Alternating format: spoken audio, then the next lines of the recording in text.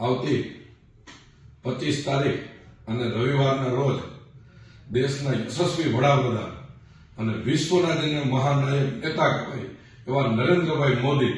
આપણા રાજકોટના આંગણે બપોરે 3 વાગે પધારવાના હોય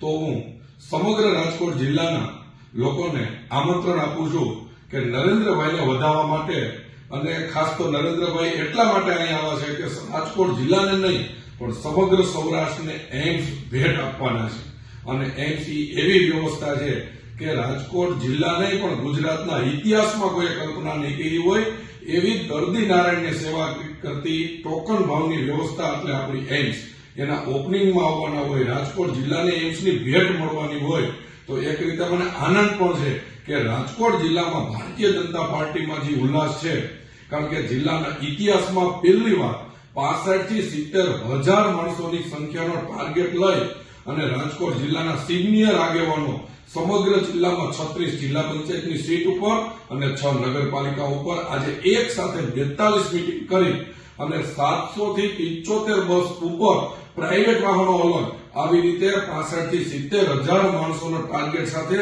જિલ્લો આખો ભારતીય જનતા પાર્ટીના કાર્યકર્તા નરેન્દ્રભાઈને સ્વાગત કરવા અને આવકારવા માટે રેસકોર્સ ગ્રાઉન્ડ ઉપર